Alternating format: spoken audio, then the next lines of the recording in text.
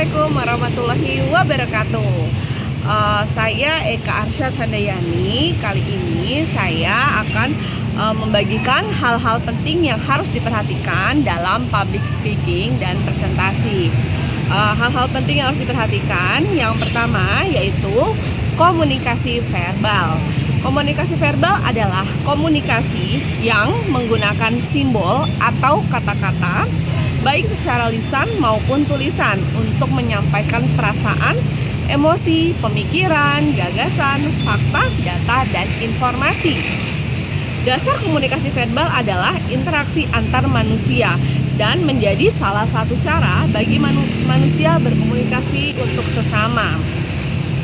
Menurut Hidayat 2012, komunikasi verbal memiliki beberapa aspek, yaitu sebagai berikut. Yang pertama, vokabulari atau perbendaharaan kata, yaitu komunikasi tidak akan efektif bila pesan yang disampaikan dengan kata-kata yang tidak dimengerti. Karena itu, olah kata menjadi penting dalam berkomunikasi. Yang kedua, phrasing ataupun kecepatan.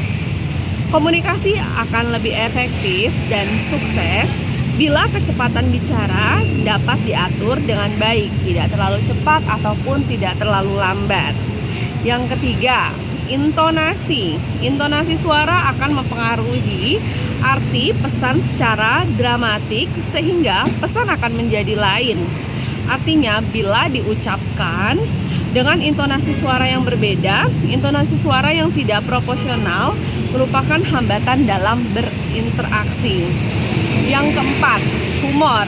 Humor dapat meningkatkan kehidupan yang bahagia, memberikan catatan bahwa dengan tertawa dapat membantu menghilangkan stres dan nyeri.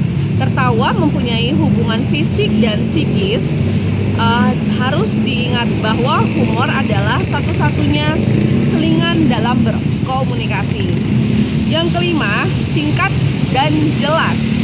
Komunikasi akan efektif bila disampaikan secara singkat dan jelas, langsung pada pokok permasalahannya sehingga lebih dimengerti.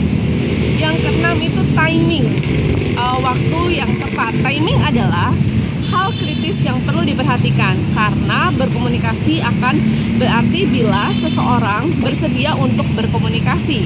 Artinya, dapat menyediakan waktu untuk mendengar atau memperhatikan apa yang disampaikan. Lalu, komunikasi nonverbal. Komunikasi nonverbal adalah bentuk komunikasi yang dilakukan seseorang kepada orang lain tanpa menggunakan kata-kata. Komunikasi nonverbal memainkan peran penting dalam cara kita menyampaikan informasi dan makna di baliknya, serta cara kita menafsirkan tindakan atau pesan dari orang lain kepada kita. Di sini ada beberapa aspek yang perlu kita perhatikan dalam komunikasi nonverbal, seperti yang pertama, ekspresi wajah adalah salah satu jenis komunikasi nonverbal yang memiliki peran besar dalam public speaking. Karena ekspresi wajah akan menggambarkan emosi seseorang dalam berkomunikasi. Yang kedua, gestur. Gestur adalah gerakan tubuh biasanya digunakan untuk menyampaikan pesan tanpa menggunakan kata-kata seperti melambai, menunjuk, atau menganggukkan kepala. Lalu yang ketiga, paralinguistik adalah aspek nonverbal dari proses bicara atau komunikasi verbal. Aspek ini meliputi nada bicara, volume suara, dan ketinggian nada yang digunakan pada suatu pembicaraan. Yang keempat, tatapan mata. Tatapan mata memainkan peran penting dalam komunikasi nonverbal. Cara seseorang melihat, menatap, dan berkedip dinilai bisa menunjukkan berbagai emosi yang ada pada dirinya. Yang kelima, sentuhan. Sentuhan juga merupakan salah satu aspek komunikasi nonverbal. Sentuhan bisa digunakan untuk mengkomunikasikan berbagai jenis emosi, misalnya kasih sayang, keakraban, dan simpati. Yang keenam, penampilan. Penampilan seperti pilihan warna pakaian, gaya rambut juga dianggap sebagai salah satu aspek penting dalam komunikasi nonverbal.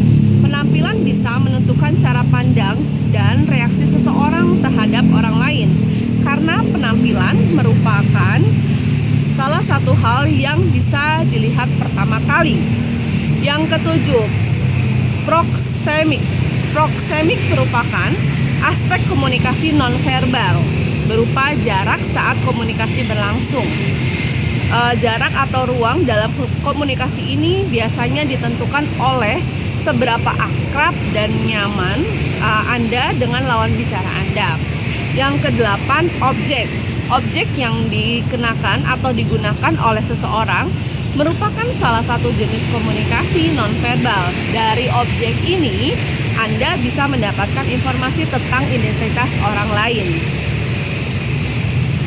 Di sini aspek intonasi dan artikulasi. Intonasi merupakan tinggi rendahnya nada suara, irama bicara, atau alunan nada.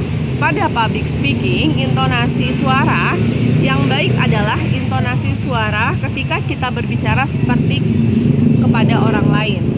Penggunaan intonasi yang cenderung monoton juga dapat membuat audiens ataupun pendengar merasa bosan.